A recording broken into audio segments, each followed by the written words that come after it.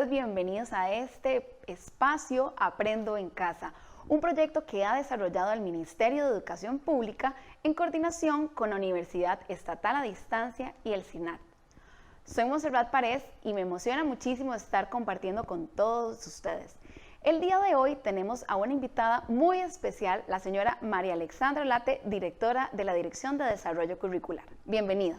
¿Cómo estás, Monse? Muchísimas gracias por la invitación. Gracias a usted por acompañarnos y estar en este espacio que ha sido pensado para toda la persona docente de este país, y le agradecemos definitivamente que pueda estar compartiendo con nosotros información de mucha importancia para nuestro quehacer profesional. Bienvenida. Gracias.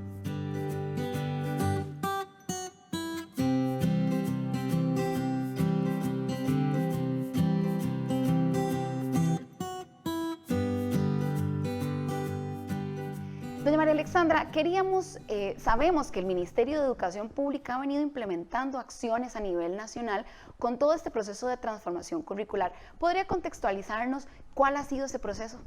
Claro, Monse. Hemos estado acercándonos a todas las regiones del país, a las 27 direcciones regionales de nuestro país, para llevar toda esta gran estrategia de transformación curricular que responde a un proceso importantísimo iniciado hace algunos años. Y en este proceso, muy contentos de que el Consejo Superior de Educación haya denominado este año como el año de la transformación curricular, una apuesta por la calidad educativa, siempre pensando que la persona es centro. Y como la persona precisamente es centro, y es muy importante, y todo lo que transmitimos y se lo transmitimos a las personas cuando hablamos y queremos enfocarnos en un proyecto, yo quisiera que me permitieras hacer una breve reflexión sobre ¿por qué las personas nos permea tanto eso que vivimos en nuestra vida? Yo quisiera contarte una anécdota de mi infancia que ha marcado mi vida y que marca la vida de muchos de nosotros los docentes. Y quisiera pedirte que pensaras, mientras que yo te voy conversando, qué recordás de tu primaria o tu secundaria y que llevas en tu corazón como un recuerdo positivo. Yo quisiera compartir con todos los docentes que nos acompañan hoy que cuando estábamos en la escuela, mi maestra de cuarto grado, a quien quiero muchísimo, la niña Elied Rodríguez, allá en San Ramón, donde estudié, nos preguntaba a todo el grupo de compañeros que qué queríamos estudiar, porque nosotros teníamos la decisión de decidir qué queríamos.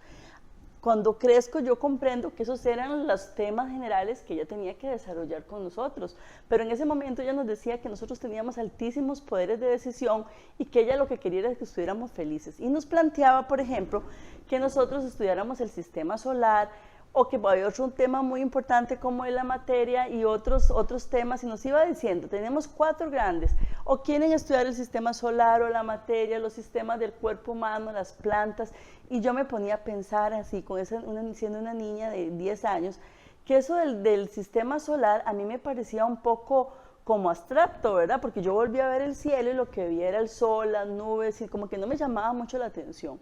Y aquello del cuerpo humano me pensaba, pues yo eso lo veo en fotos y lo veo en los libros, pero yo cuando me veo mi cuerpo, veo un cuerpo y no veo todos esos órganos que están adentro. Y eso del átomo me sonaba la bolita de estirofón con los alambres, y no tanto, yo decía, si yo rompo una silla sigo encontrando madera, ¿dónde es que encuentro el átomo? Y aquello de las plantas me llamaba poderosamente la atención. ¿Por qué? Porque yo iba en los recreos, me sentaba a ver La Tierra y sus recursos, que muchos recordaremos que era un libro que había en todas nuestras escuelas, me sentaba en la biblioteca y podía investigar que esas plantas, yo leía que las plantas hacían su propio alimento y que además las plantas no necesitaban caminar para encontrar lo que requerían, sino que lo absorbían por sus raíces y que no tenían que necesitar de otra planta para reproducirse, muchas de ellas se reproducían solas, y aquello me parecía fantástico, ese mundo de las plantas. Entonces yo decía, yo quiero estudiar las plantas, pero si mis compañeros no quieren estudiar lo mismo y votan por el sistema solar, ¿qué voy a hacer? Entonces la maestra, muy acertadamente, la niña Eliet, nos decía que nosotros teníamos que proponer que estudiar, pero que teníamos que proponerlo con una fundamentación, que teníamos que convencer al grupo, que teníamos que tener claro lo que queríamos aprender, cómo lo haríamos y qué íbamos a necesitar. Y esto marcó mi vida mucho porque me gustó. yo decía, ¿cómo? Que tengo ese poder de decisión y puedo estudiar lo que me gusta, y si mis compañeros están de acuerdo y nos organizamos, nos planificamos, buscamos los recursos que queremos y nos ponemos metas muy claras, podemos aprender lo que nos gusta. Y eso fue para mí maravilloso, por eso escogí ser educadora.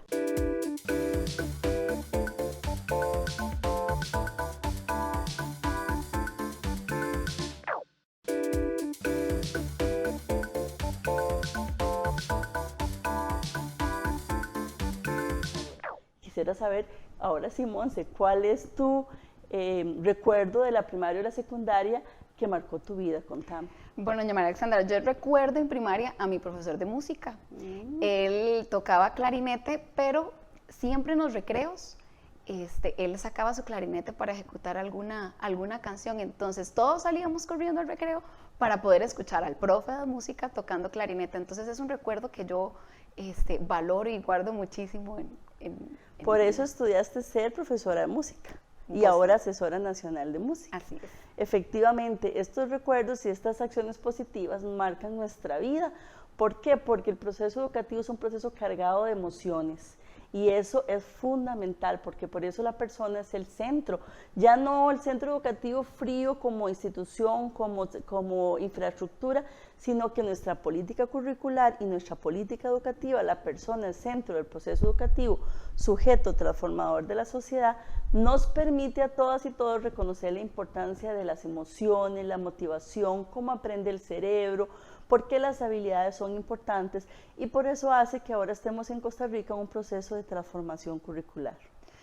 ¿Y por qué es importante ese proceso de transformación curricular? A nivel del Ministerio de Educación se habían venido haciendo las cosas equivocadas. ¿Qué tenemos nosotros a nivel internacional que nos pueda dar unos referentes en esta temática? Claro. Como tomadores de propuestas y de presentación para la toma de decisiones a las autoridades, nosotros en curricular y en las diferentes direcciones del viceministerio académico y del MEP, nos pusimos a pensar y a ponernos en los zapatos de los docentes. Ok, ahora nosotros docentes, ahora en otro rol, ¿cómo nos gustaría que nos llegara este mensaje? Y cómo debemos de fundamentarlo para que tenga un sustento teórico importante de que nosotros nos sintamos seguros por el camino que vamos.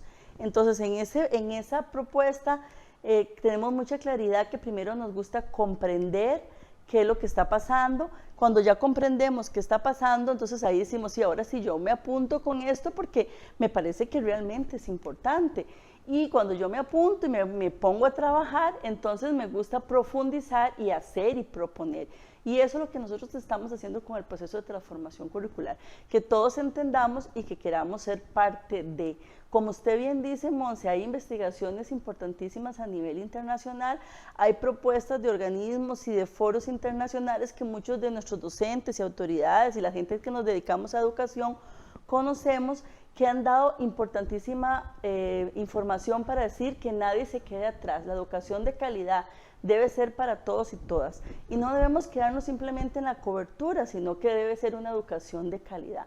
Y eso nos lo han dicho foros internacionales, objetivos del milenio, por ejemplo, la agenda de los ODS del 2030, y todo esto nosotros lo hemos estado investigando, por supuesto, porque esa calidad que le hablaba antes no tiene que ver necesariamente con un escenario u otro de esos que podemos ver en pantalla, sino que esa calidad va mucho más allá solo de la infraestructura, solamente del equipamiento, sino de cómo el proceso de construcción de conocimiento se da. En esas imágenes que vemos no podemos discernir o decir en cuál hay calidad educativa y cuál no. Hay una gran mística, que es esa que usted y yo recordamos a la hora de aprender, que hace que un aprendizaje realmente sea significativo. Entonces, hay hallazgos también en investigación, por ejemplo, el ECPRELAC 2007 hace una investigación e intenta saber sobre la habilidad más importante, que es aprender a aprender o metacognición. Y entre sus hallazgos dice que solo un 7.5% reporta desarrollar esa capacidad de todos los estudiantes, todos los países de América Latina, y que solo un 10% dice que en la mitad de sus estudiantes se desarrolla esta capacidad. Pero más lamentablemente un 55% de los países de América Latina reportamos que no tenemos ni idea si esa capacidad se desarrolla en nuestros estudiantes o no se desarrolla. Y lamentablemente ahí está Costa Rica, No tenemos en el año 2007 ni siquiera información si esta capacidad de aprender a aprender se desarrolla. Esta es una información muy valiosa para empezar a tomar decisiones.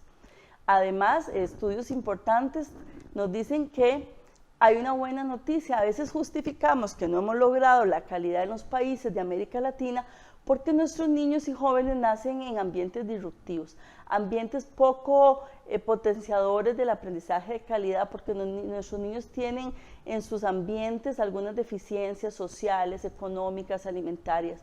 Y esto ha sido estudiado, y en un análisis de factores asociados que hace el IESE, el Laboratorio Latinoamericano de Evaluación de la Calidad de la Educación, nos dice que estos niños que crecen en esos ambientes disruptivos más bien tienen capacidad de salir adelante porque han desarrollado por sí mismos una posibilidad de resolver problemas de la vida cotidiana. Imaginémonos, Monse, aquel niño o niña que sabe que sus padres llegan, o su papá llega a casa, vamos a imaginarnos un ambiente con pasado de licor, y ya su mamá y su hermanito mayor y los menores saben que ellos corren al cuarto, se quedan quedititos ahí, si hay alguna situación especial tienen que salir calladitos por la puerta de atrás y buscar a la vecina o a la tía que vive a la par.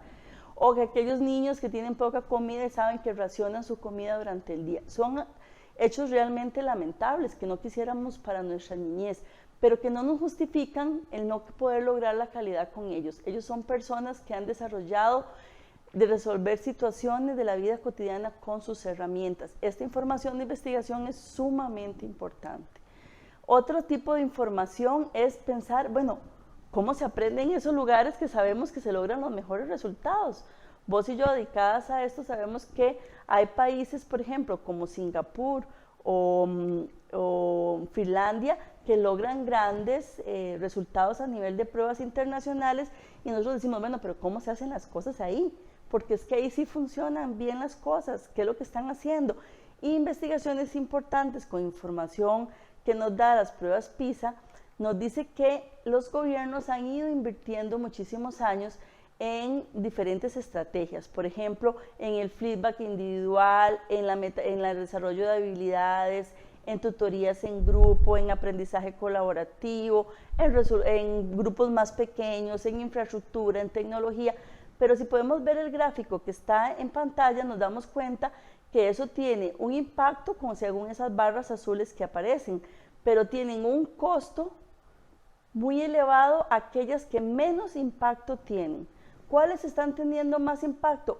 Estrategias con menos costo para las autoridades, los gobiernos y los ministerios de educación. Aquí podemos observar el gráfico. ¿Cuáles tienen más impacto y menos costo? Por ejemplo, la atención individualizada o personalizada, el desarrollo de habilidades, las tutorías en grupo, el aprendizaje cooperativo. Entonces, claro, el Ministerio de Educación Pública, con toda esta información que nos da la investigación, toma decisiones importantes para el proceso que tiene que ir llevando y que es necesidad para un pueblo que quiere y cree mucho en su educación. Doña María Alexandra, y le consulto, el Ministerio de Educación Pública durante todo este proceso de transformación curricular ha tomado en consideración las consideraciones que el Estado de la Educación ha propuesto, y qué hemos hecho y qué se ha hecho en Costa Rica a partir de eso. Claro que sí. Hemos hecho investigación no solamente con el Estado de la Educación, que ha hecho valiosísimos aportes como un observatorio nacional de calidad, sino también desde las universidades y el mismo Ministerio de Educación Pública. Por ejemplo, tenemos una investigación de la Universidad de Costa Rica que nos dice a través de un análisis muy importante de asociación cuáles variables se asocian a una mediación pedagógica que desarrolla habilidades de aprender a aprender. Y el mismo Ministerio de Educación desarrollando una investigación relacionada con clima de aula y clima de clase con expertos internacionales con apoyo del Banco Interamericano de Desarrollo. Pero por supuesto también importantes hallazgos con el Estado de la Educación. Yo me voy a detener unos momentos para hablar de los resultados de esas dos investigaciones que te nombré. Vea qué importante, un análisis en Costa Rica de una regresión lineal múltiple que nos va a dar resultados de asociación, de posibles asociaciones que nos expliquen lo que está pasando, y nos dicen esto que es valiosísimo para nosotros, que el clima de clase bueno, o sea, cuando el estudiante se siente en un clima agradable, es escuchado, es atendido, es recompensado o valorado cuando hace importantes aportes en la lección, se le da una retroalimentación de su trabajo, se buscan sus aprendizajes previos, este estudiante logra mejores niveles en el desarrollo de la habilidad de la metacognición. Pero también nos dice que el docente que desarrolla estrategias tradicionalistas no logra una asociación positiva o buena en el logro de en esa escala de metacognición, pero que aquellos que trabajan con estrategias que llamamos multidimensionales sí logra buenos resultados a nivel de asociación entre ese tipo de trabajar de esa forma, que es las estrategias multidimensionales y la metacognición. ¿Y qué es eso de estrategias multidimensionales? Exactamente una parte intermedia entre la explicación explícita del aprendizaje y la construcción individual. O sea, un balance entre estos dos momentos hace un mejor logro de la metacognición. Posiblemente muchos docentes en el país trabajen de esta forma, pero esta investigación de la Universidad de Costa Rica nos dice que hay una asociación y esa asociación es importante de estudiar. Otros hallazgos importantes es que cuando el docente se siente satisfecho con el nivel en que está trabajando, logra que sus estudiantes tengan niveles más altos en las escalas de metacognición. O sea, el que no solamente el estudiante en el clima de aula se sienta bien, sino que el docente se sienta bien en su trabajo, en el nivel que desempeña por su experticia disciplinar, nos hace que logremos mejor desarrollo de habilidades.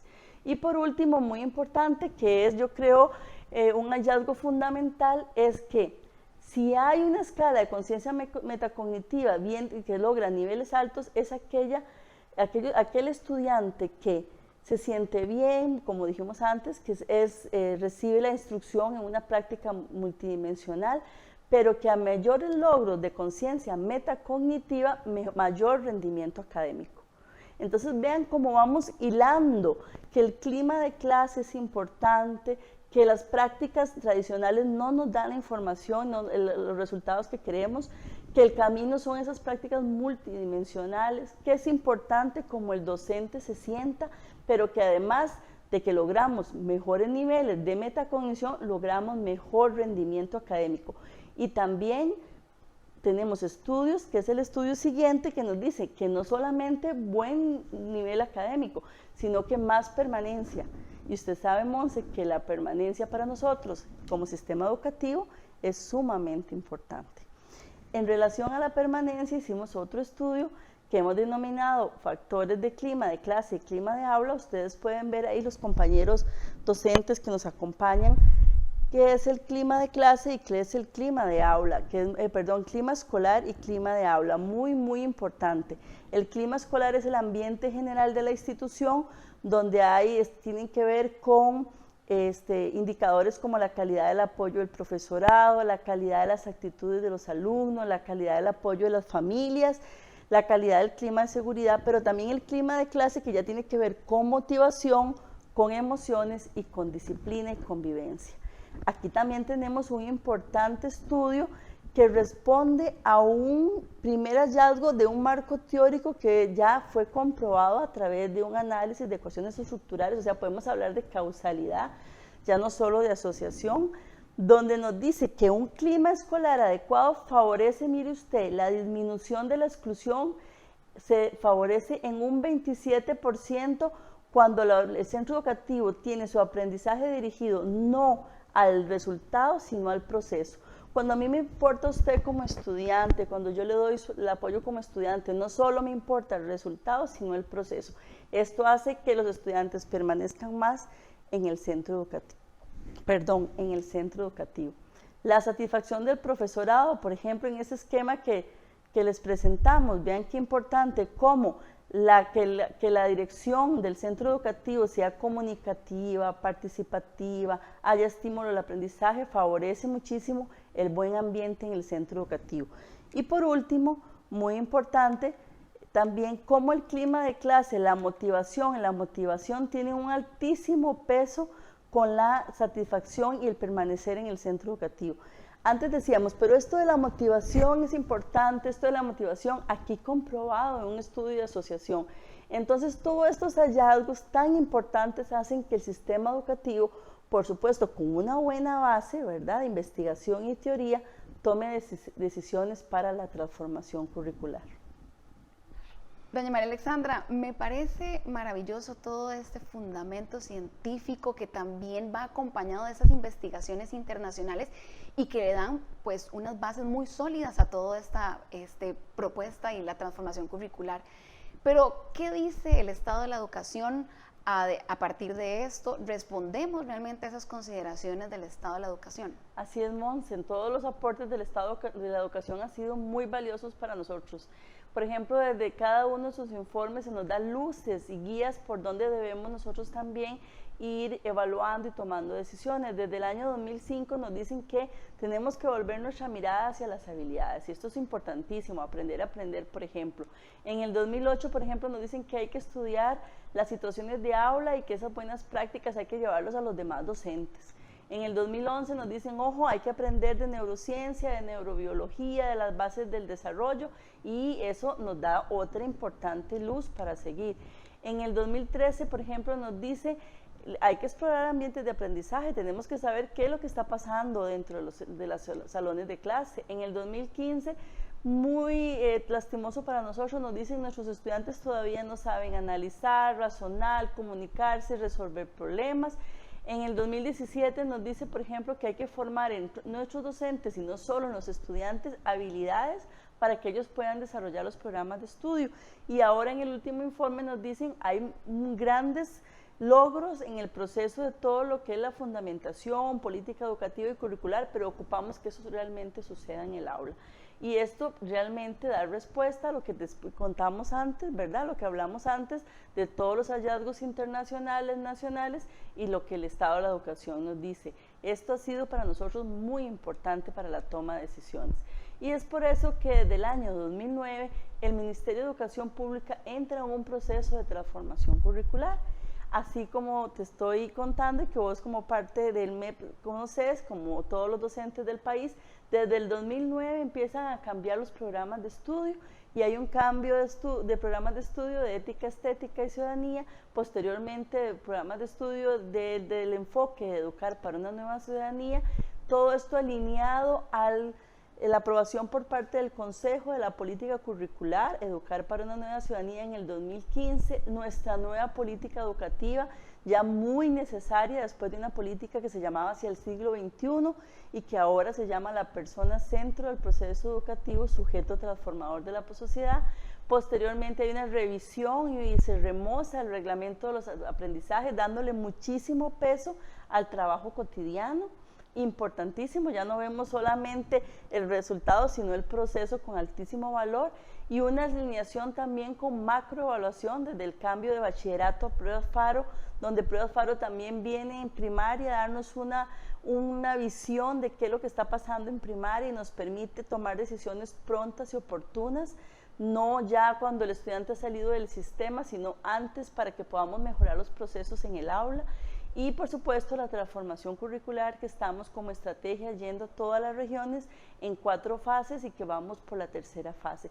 Esto ha sido una alineación de elementos muy importante que el país tiene que reconocer, que es una toma de decisiones basada en evidencia científica, en hallazgos importantes y que es un proceso desde el año 2009. Muy importante, como te comentaba, de la política curricular y la política educativa, estas políticas alineadas desde 4 dimensiones, nuevas formas de pensar, formas de vivir en el mundo, formas de relacionarse con otras personas y herramientas para integrarse al mundo. Estas 4 dimensiones de la política educativa también están en nuestra política curricular. Son las 4 grandes dimensiones que vamos a ver reflejadas también en esto que llamamos transformación curricular y que es muy importante que todos conozcamos. Primero, la forma en que yo pienso y construyo conocimiento, luego cómo vivo en el mundo, luego cómo me relaciono con otros y por último, cómo me integro a ese mundo. Eso es sumamente importante. Y esto nosotros lo vemos en lo que hemos llamado transformación curricular. Voy a invitarlos a ver un video que nos motiva, nos llena de orgullo, porque es un proceso país. Nosotros los costarricenses creemos mucho en la educación y es nuestro gran orgullo, y este video nos motiva aún más. Veamos el video. El mundo cambia. Nuestra educación se transforma y avanza hacia un enfoque donde las personas son lo más importante. Una educación que desarrolla conocimiento y habilidades para la vida. Una educación inclusiva donde todas las personas tienen la posibilidad de superarse. En Costa Rica enfrentamos el cambio con pasión y talento. Ministerio de Educación Pública.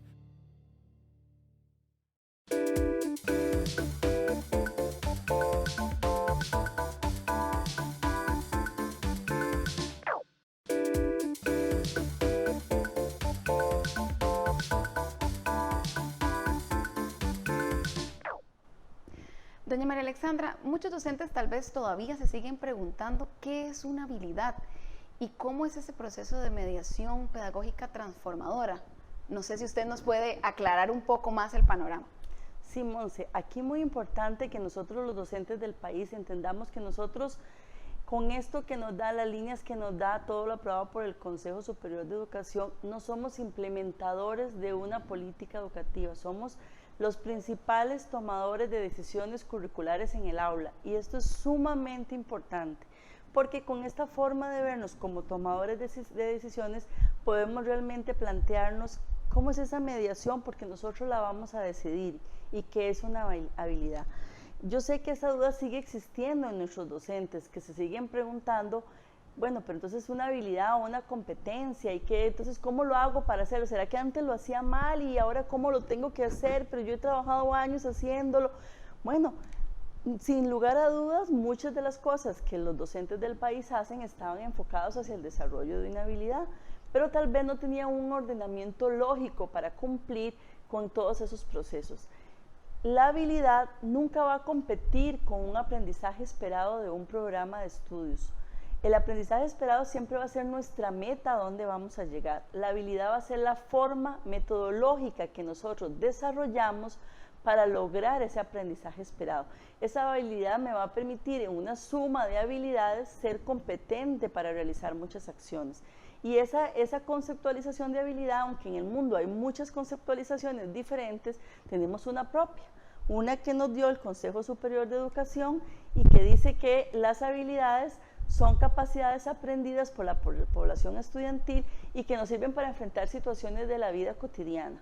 ¿Para qué? Para que nosotros podamos resolver problemas, pero que vamos a tener una apropiación de esa forma de resolver esos problemas.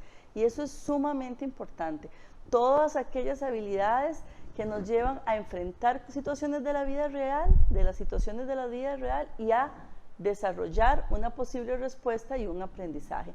Aquí muy importante, muchos de nuestros docentes en las regiones nos dicen, pero entonces ya el programa de estudio no es importante, ahora la importancia de la habilidad, no, porque no son cosas iguales. Ahora son importantes el aprendizaje esperado de cada programa de estudio unido a una habilidad. Yo solo puedo lograr que este aprendizaje se lleve a cabo mediante una habilidad que me va a permitir una estructura, elaborar una estructura de cognición, una estructura mental que me va a producir una respuesta y que va a ser esta meta inicial del aprendizaje esperado. Entonces nunca va a chocar, nunca va a desplazar el programa de estudios, que es la guía que el Consejo nos aprobó, pero el mismo Consejo Superior de Educación nos aprueba 13 habilidades importantísimas que tenemos que desarrollar y que ahora los docentes vamos a planificar para el desarrollo de ese aprendizaje esperado. Eso es muy importante reconocerlo. Vea usted cómo están distribuidas esas habilidades. En esta imagen que aparece en pantalla, nosotros podemos ver las 4 dimensiones y sus habilidades. Y esas son, perdón, doña María Alexandra, que la interrumpa, las dimensiones que vimos reflejadas en la política curricular y la política Efectivamente. educativa. ¿Te acuerdas que dijimos que era primero la manera de pensar, mi cognición propia, individual, luego la forma en que yo vivo en ese mundo que me correspondió vivir, cómo yo, la otra dimensión, cómo yo me relaciono con las otras personas y además cómo integro esas herramientas que el mundo me da a la vida, porque vivimos en un mundo donde la tecnología tiene un papel sumamente importante. Veamos, por ejemplo, estas 4 dimensiones. Aquí muy importante, cada dimensión tiene diferentes habilidades. Entonces el docente va a decir, yo tengo que desarrollar en la materia de ciencias de secundaria las 13 habilidades que tiene esta propuesta. No, resulta que desde el enfoque de la materia de ciencias, el docente va a decidir cuál aprendizaje esperado se puede desarrollar con cuál habilidad, cuál calza perfectamente de forma armoniosa para lograr desarrollar su programa de estudios. Y entonces se queda sin ver las otras habilidades, dirían los docentes, no, porque resulta que el estudiante en ciencias desarrolla unas habilidades, en matemáticas otras, en español otras, en música otras, en educación física otras, y es un aprendizaje integral, donde vamos a ver todas esas habilidades. ¿Qué pasa con primaria? Exactamente igual. Cuando estamos en clase de mate, desarrollaremos unas habilidades que se acoplan muy bien para el desarrollo de metodología y desarrollar todo ese pensamiento matemático que ocupamos. Y cuando estamos en español, habrá habilidades que se acoplan muy bien a esos aprendizajes esperados y el docente, desde su experticia, lo va a poder ir desarrollando. Entonces, esto es muy importante reconocerlo. Al final, queremos que nuestros estudiantes tengan una formación integral desde esas 13 habilidades. Vamos a ver cada una de ellas, Monse, porque eso es muy importante. Por ejemplo, la primera dimensión tiene cinco habilidades importantísimas: pensamiento crítico, sistémico, aprender a aprender, resolución de problemas y creatividad e innovación. Vemos que aquí está aprender a aprender, que es la metacognición que hemos venido hablando, que es sumamente importante, y otras habilidades muy importantes. Aquí eso nos va a llevar con nuestros estudiantes a una cognición superior. Más adelante lo vamos a ver. Esta dimensión y cada una de esas habilidades tiene unos indicadores. ¿Y qué es eso de indicadores? Resulta que ahora la habilidad tiene unos indicadores. Claro, si nosotros estamos pidiendo que se desarrolle la habilidad como metodología para lograr un aprendizaje esperado, les estamos dando las señales de ese camino para que no nos perdamos. Son como señales de tránsito, que nos dicen por aquí, si usted va por esta señal, aquella otra señal, muy posiblemente va a lograr desarrollar una habilidad. Entonces, por ejemplo, vamos a ver un ejemplo, el pensamiento sistémico que está en pantalla tiene 3 indicadores. Entonces le dice al docente, si usted logra con sus estudiantes reconocer patrones dentro de un sistema, buscar causalidad entre los componentes de ese sistema y plantear una modificación y mejora el sistema, usted está desarrollando un pensamiento sistémico con sus estudiantes. Son esas señales que no me dejan perderme desde la habilidad. Vamos a ver, por ejemplo, otra dimensión, la dimensión de formas de vivir en el mundo. Tenemos aquí 4 importantes habilidades. Vamos a ver la primera, ciudadanía global y local. Aquí no tiene 3 señales. ¿Cuántas tiene? 4 señales que me van a permitir desarrollar una metodología por el camino correcto para lograr el aprendizaje esperado más la habilidad, que es lo que queremos ahora, los 2 juntos. Muy bien, tenemos otras dimensiones como la tercera dimensión, forma de relacionarme con otras personas, que tiene 2 habilidades importantísimas: colaboración y comunicación. Habilidades que se pueden desarrollar en todo el currículo, en cualquier asignatura. Son muy amigables para cualquier asignatura. Y igualmente estas habilidades tienen indicadores. En el caso de colaboración tiene el indicador de sentido de pertenencia, toma de perspectiva y de integrar esa perspectiva a la parte social. ¿Qué eran los indicadores? Los caminitos, las señales que me llevan a desarrollar la habilidad. Y por último, vemos las herramientas para integrarse al mundo y vemos una de sus habilidades, que es apropiación de tecnologías, y vemos sus indicadores. El docente entonces ya va comprendiendo que la habilidad nunca va a reñir con el aprendizaje esperado, sino que complementa el logro de este aprendizaje esperado y que además tiene indicadores que son esas señales por donde nosotros vamos a llevar la metodología de mediación para poder desarrollar la habilidad y el aprendizaje esperado. Aquí muy importante, con todo esto que les he comentado, ver este video que les invito a ver a continuación, que desde la perspectiva de un estudiante de primaria y un adolescente podemos entender qué es, por ejemplo, el pensamiento sistémico. Veamos juntas. Muchas gracias.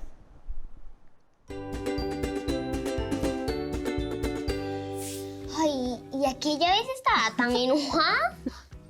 ¿Te acordás que hemos estado hablando de que la educación se está transformando? Y que, por ejemplo, los profes son constructores del pensamiento. Constructores del pensamiento. Pero, ¿Se les puede enseñar a las personas a pensar? Sí. Sí, porque hay diferentes formas de pensamiento, como por ejemplo, pensamiento sistémico. Pensamiento sistémico. Por eso mi amiga Emma de 4º grado nos va a explicar un poquito más sobre este tema. Bueno, Pam, el pensamiento sistémico nos ayuda a entender cómo los elementos alrededor nuestro funcionan como piezas conectadas de un sistema. Por ejemplo, la profe nos enseñó unas imágenes de diferentes planetas y nos dijo que aún no se ha podido comprobar que existen seres vivos en ellos. Después, trabajamos en grupos y vimos imágenes de diferentes lugares del planeta Tierra. Y la profe nos preguntó qué cosas tienen en común esos lugares para hacer crecer una planta. Entonces pensamos y nos dimos cuenta que tenían en común el agua, la luz solar, la tierra y el aire. Y descubrimos que las cosas se relacionan unas con otras y que todas son necesarias para hacer crecer una planta. Continuamos pensando, ¿cómo podríamos hacer crecer una planta en Marte? Fue tan divertido. Y les pregunté, ¿qué llevarían ustedes a Marte? Unos dijeron agua, otros dijeron tierra, otros regaderas, otros hidroponía. Sí, hidroponía. Y otros Bueno, después de escuchar tu ejemplo y las soluciones que planteaste con tus compañeros, nos queda muchísimo más claro lo que es el pensamiento sistémico y cómo toma en cuenta todo lo que conforma un sistema y lo importante que es desarrollar estas habilidades para la vida y los retos del mundo cambiante. Sí, Pame, porque nos ayuda a resolver problemas de forma diferente y divertida. Tenés toda la razón.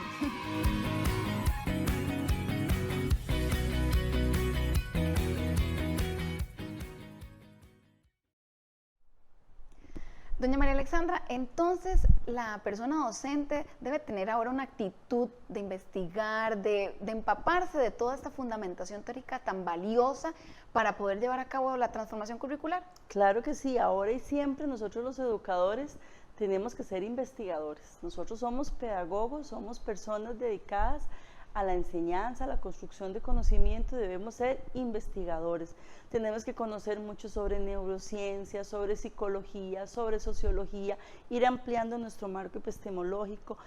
Tenemos que lograr no solamente que los muchachos jóvenes y muchachas que están estudiando para ser educadores en las universidades y tengan todas estas características, estas habilidades, sino nosotros también, los que estamos dentro, los que estamos ya con muchísimos años de trabajar y tenemos que actualizarnos, los jóvenes que están también con tanta energía y fuerza, también empaparse, ser proponentes, ser innovadores, creativos, pero todo con una base muy importante de actualización, de investigación, de reconocimiento, de todo lo que nos debe fundamentar nuestro trabajo. Y muy importante, Monse, ser muy buenos comunicadores de lo que trabajamos en el aula con los padres de familia. Este proceso de transformación curricular solo tiene éxito si el padre de familia conoce lo que nosotros estamos haciendo en el aula, porque estamos pidiendo que el cambio sea muy grande, y si el padre de familia no conoce las dinámicas y la importancia del proceso en el aula, no va a entender lo que su niño joven llega a la casa a contarle y por qué le dedicaron tanto tiempo al foro o a la entrevista que hicieron y por qué tienen que leer textos diferentes en internet o tienen tareas diferentes, ¿verdad? Entonces el padre de familia debe comprender y apoyar al educador. Aquí te voy tal vez a mencionar algo importantísimo. Nosotros en educación tenemos que reconocer que a pesar de que estuvimos en una universidad hace unos años, ¿verdad? O que ya nos graduamos y o nos hemos seguido actualizando y reconociendo diferentes etapas del proceso, nosotros tenemos saberes que tenemos que ir enriqueciendo. Y cuando hablamos de saberes son aquellos conocimientos que al final se van a mezclar y me van a hacer tomar una decisión adecuada. Yo ya te hablé un poco sobre qué eran las habilidades, pero en la mediación es importante decir que cuando yo me paro frente a un grupo, tomo una decisión experimentada e intencionada de lo que yo voy a hacer. Y aquí no está a la par mía ni el director, ni el supervisor, ni el director regional, ni el asesor nacional, ni la señora ministra, sino que es una decisión propia, una decisión que yo tomo de acuerdo a mis saberes. Entonces aquí es muy importante que esos saberes estén robustos, estén remozados y estén actualizados. ¿De qué saberes hablamos? De un saber teórico pedagógico que fundamenta nuestro accionar, muy importante, todo lo que sabemos de teoría de la educación, un saber curricular procedimental que tiene que ver con la didáctica, cómo enseño, para qué enseño, cómo y cuándo evalúo, importantísimo. Un saber disciplinar sumamente importante, porque en el caso de secundaria, especialista en un saber disciplinar o matemáticas o ciencias sociales, y en caso de primaria, nosotros los educadores de primaria, generalistas, que tenemos que tener un dominio amplio de cada una de las asignaturas que desarrollamos con nuestros estudiantes, pero también ahora un saber humanístico profesional muy importante, donde tenemos conocimiento de cómo aprende el cerebro, por qué son importantes las emociones, por qué son importantes la motivación, ¿verdad? Entonces aquí yo les hago una analogía, te voy a hacer algunas preguntas. Por ejemplo, ¿qué hace un animal cuando está asustado? ¿Qué observas vos cuando un animal está asustado? ¿Qué características o qué comportamientos? Huye. Huye. Se esconde. Muy bien. Generalmente saca las uñas. Se dilata su pupila, hay sudoración, aumenta el ritmo del corazón, y si la amenaza es muy grande, como dijiste, huye, ¿verdad? Así actuamos nosotros, seres humanos, también ante la amenaza o el miedo. Entonces, cuando yo me siento en un salón de clase y lo primero que mi profesor me dice es que de la mitad de la clase solo van a pasar 10 de 30 que estamos, ya empiezo a generar en mi organismo, aunque no lo puedo controlar, sentimientos de ansiedad muy grandes, que tiene que ver con todo mi sistema límbico, y eso va a hacer que el aprendizaje no se dé de la forma correcta, porque dentro de mi sistema límbico, una glándula que se llama la amígdala va a empezar a segregar hormonas de manera no al nivel adecuado, que me va a imposibilitar desde mi parte del organismo la disposición de aprender, y esto es sumamente importante. ¿Qué pasa en el caso contrario? Cuando me siento entendido, el ambiente es agradable, las condiciones son favorables, no tengo miedo a preguntar, me siento aceptado y querido, pues hay una disposición a aprender. Entonces, todos estos saberes, los 4 saberes que te mencioné, son sumamente importantes que el docente activo o el docente en formación esté remozando y, por supuesto, fortaleciendo.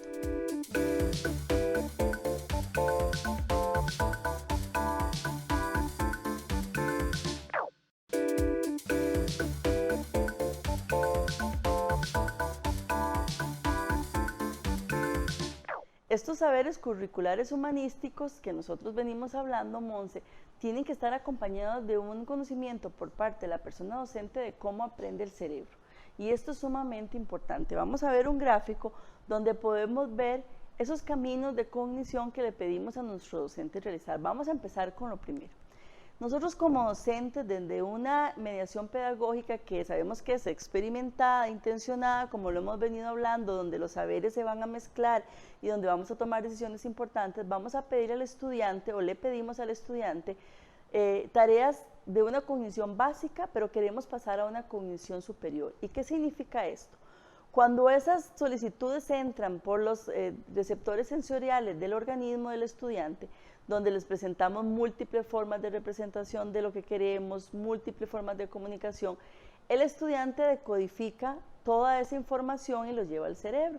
Pero si lo que nosotros estamos solicitando es una cognición muy básica que va a partir de reconozco, identifico y cito, el estudiante va a elaborar una respuesta desde la memoria de trabajo, va a dar su respuesta, pero como no vamos a estar recuperando esa respuesta, la respuesta se va a perder y no va a quedar realmente un aprendizaje significativo.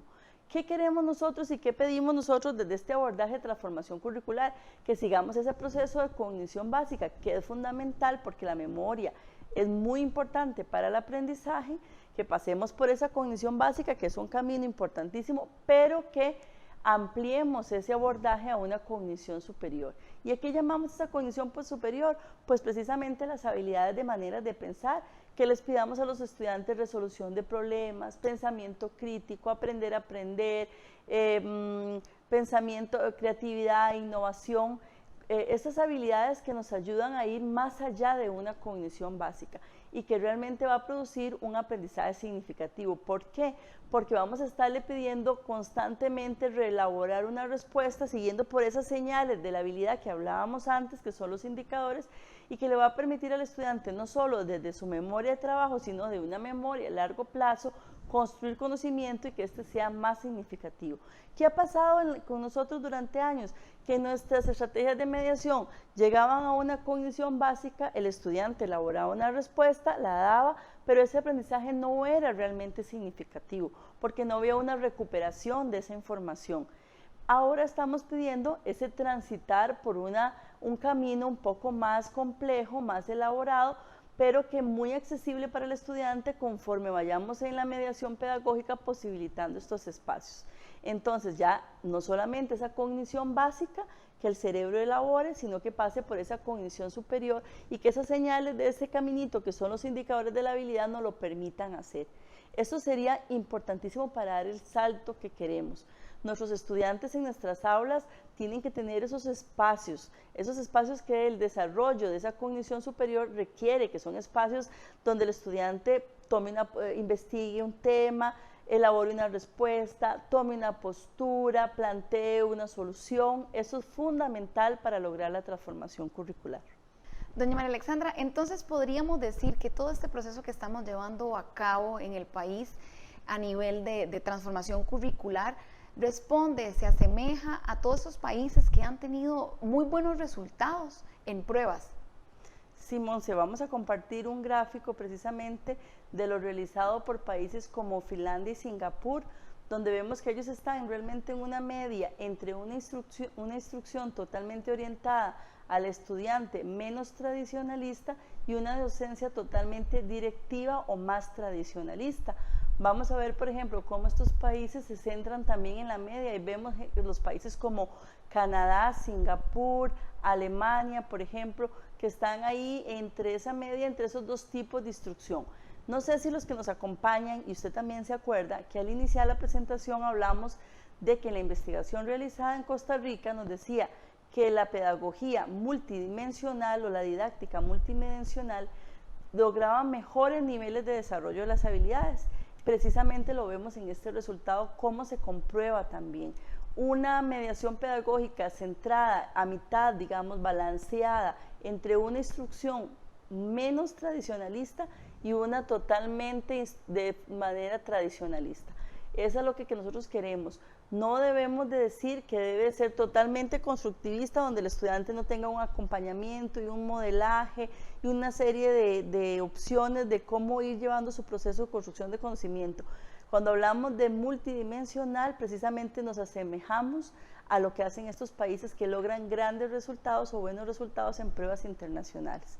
Esto para nosotros también es una comprobación de que vamos por un buen camino, creando desde nuestro contexto una respuesta que realmente responda a las necesidades que tenemos como país, porque aunque estos son resultados de países a nivel mundial, nosotros como país tenemos nuestras propias características y tenemos que ir creando esa teoría fundamentada que nos ayuda a lograr este proceso que queremos de mejorar la calidad de la educación. Aquí es sumamente importante lo que nosotros como Ministerio de Educación Pública proponemos. Entonces hago un resumen de lo que venimos hablando.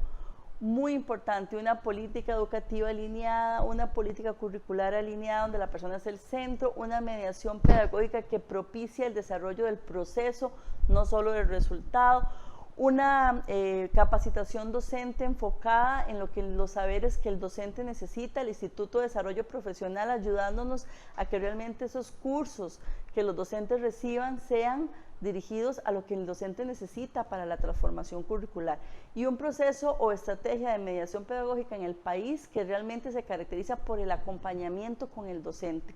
Esta es nuestra estrategia MEP, tener todos estos indicadores, todos estos importantes elementos alineados, porque ¿cómo queremos que sea un proceso de transformación si nuestra política no responde a lo que la mediación está pidiendo, no responde a lo que la política está pidiendo, o la evaluación no responde ni permite lo que nosotros estamos solicitando? Aquí muy importante todo este momento histórico que estamos en el país, donde tenemos además unas pruebas FARO, como te decía antes, que nos permite conocer cómo están nuestros estudiantes antes de que salgan del sistema educativo para poder hacer los planes de mejora. Esta estrategia que yo te cuento son 4 fases, bueno, las has vivido con todos nosotros en el país, donde empezamos una fase en el 2018 y 2019, segunda fase, y el resto de del país fue recibiendo también de parte de las direcciones regionales, que han sido un apoyo fundamental para nuestro logro, los asesores regionales, todo este proceso. ¿En qué consistió? En compartir esto. ¿Por qué es importante la transformación? ¿Cuál es la base teórica, científica? ¿Cuáles son los elementos teóricos?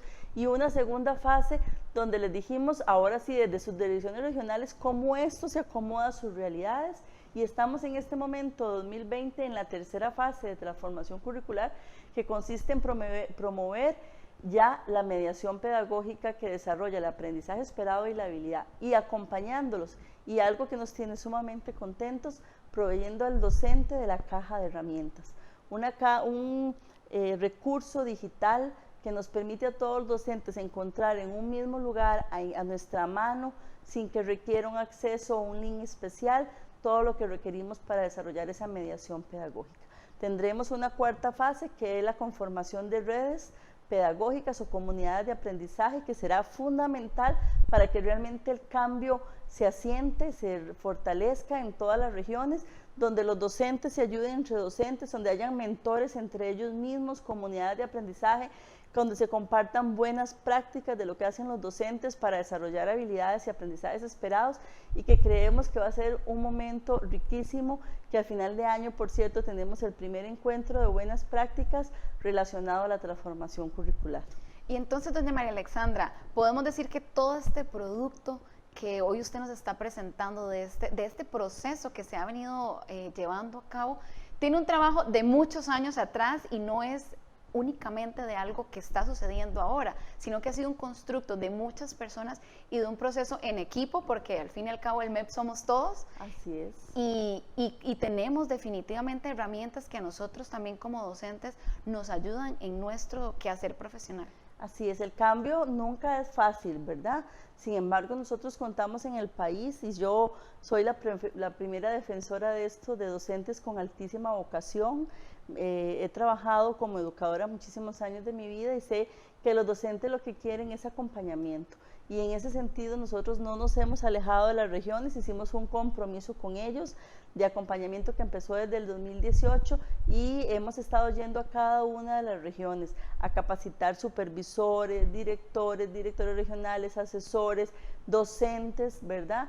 Directamente docentes. Ahora en la fase 3, por ejemplo, te cuento la experiencia que tuvimos en Aguirre ya este año, en la Dirección Regional de Nicoya, donde logramos compartir con más de 700 docentes, por ejemplo en Aguirre, con una colaboración excepcional también en Nicoya, donde los directores regionales se han comportado de manera extraordinaria en el apoyo que hemos recibido, los asesores regionales. Como usted dice, Monse, somos un equipo, y solo lograremos esto si seguimos trabajando de esa forma.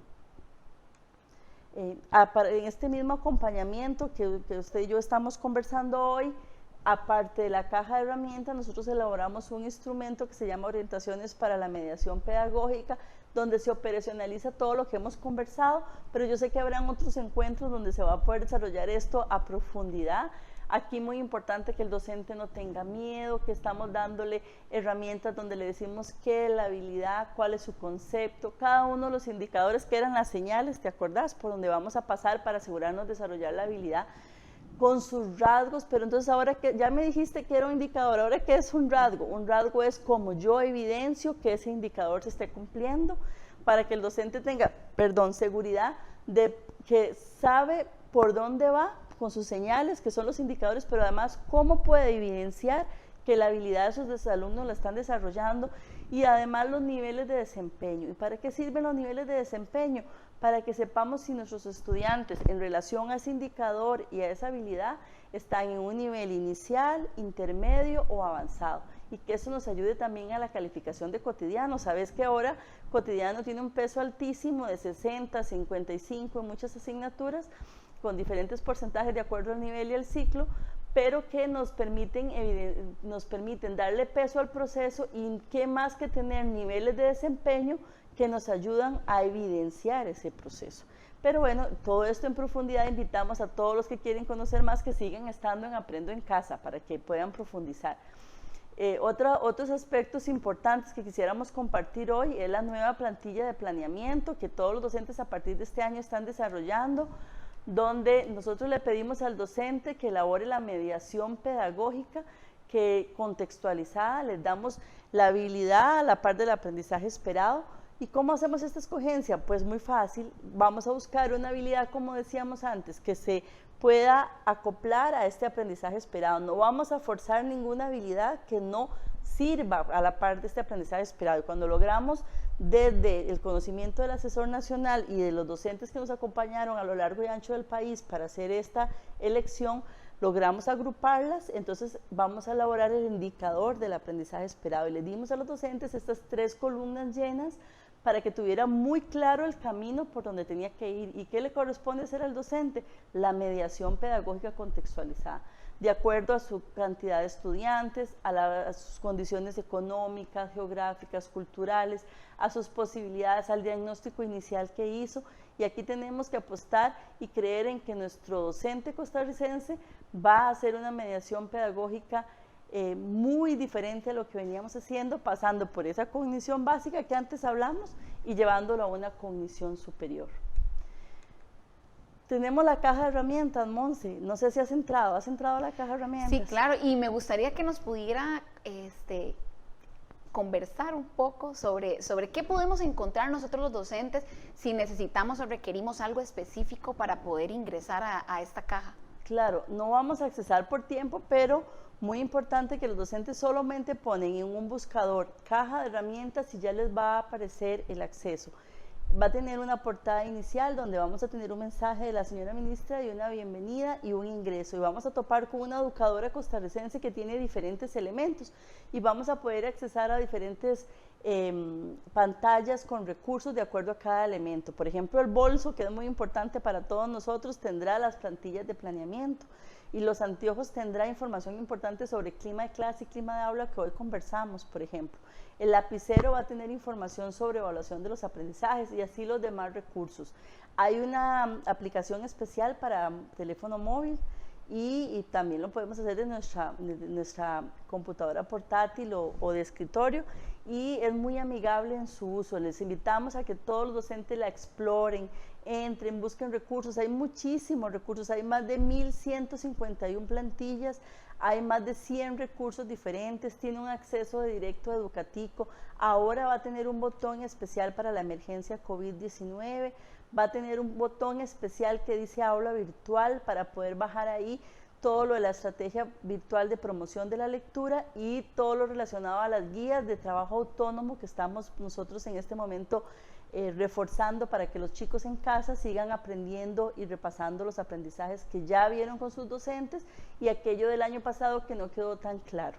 La caja de herramientas es una herramienta que todos nosotros, los docentes, tenemos que tener muy cerquita y no decir, ya, yo ya me metí hace 15 días, ya conozco todo lo que hay, porque está cada vez cambiando, remozándose, actualizándose, y tenemos que estarla explorando.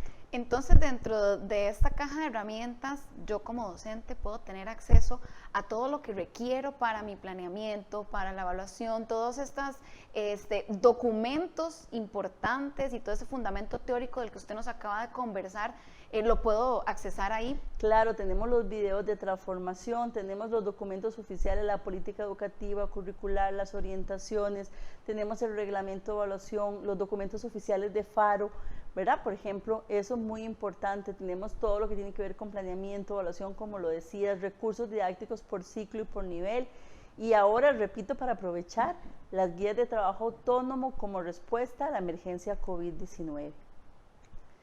Creo que sería muy valioso para todos ver el video de caja de herramientas para ir terminando con nuestra presentación hoy y el espacio que nos han dado.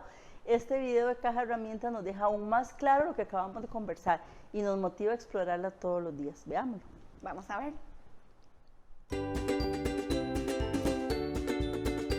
Hola, yo soy Pamela y aunque este parezca un video de youtuber, no lo es. En este video vamos a hablar de algo que quizás es desconocido y causa dudas. Se trata de la transformación de la educación en Costa Rica. Pero no lo voy a hacer sola. Más adelante tengo una invitada súper especial, mi profe Paz. Ustedes saben que el mundo está cambiando.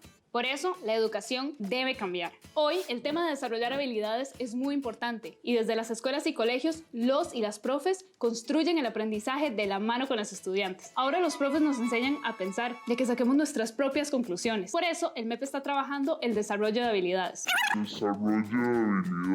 Esto nos ayuda a los estudiantes a aprender para la vida, a ser más competentes en el mundo de hoy. Hay 4 áreas en las que debemos generar habilidades. La primera es que aprendamos formas de pensar para la resolución de problemas, la creatividad y la innovación, el pensamiento crítico y el pensamiento sistémico. ¡Tranquilos! Yo sé que esto de pensamiento sistémico parece complejo, pero tiene que ver con pensar en el todo y sus partes, y cuál de estas partes aporta más o causa más efectos. Otra área es la de comprender las formas de vivir en el mundo, para desarrollar habilidades para convivir con otras personas, tener un estilo de vida saludable y ser una persona responsable.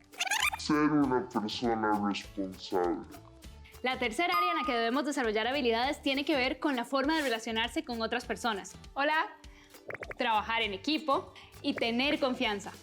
Y por último, el uso de herramientas para integrarse al mundo. Saber cómo utilizar una computadora y el internet.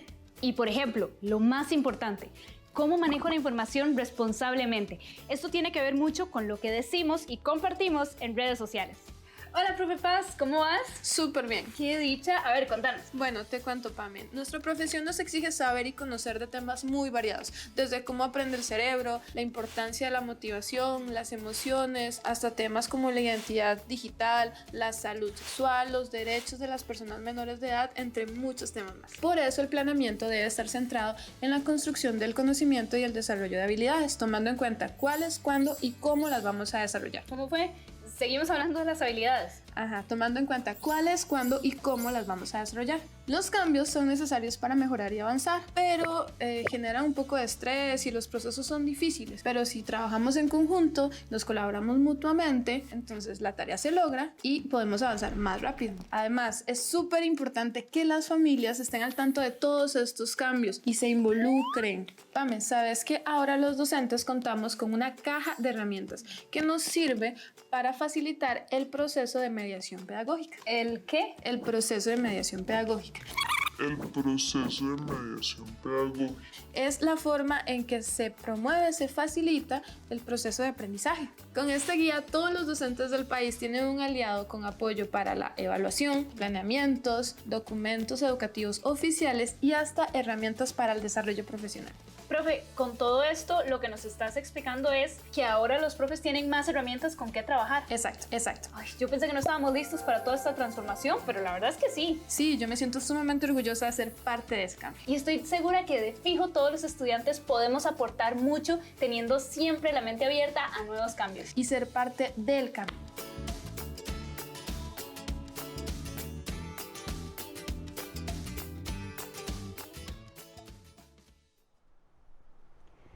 Queremos agradecer a doña María Alexandra Olate por habernos acompañado el día de hoy. Un gusto, Monse.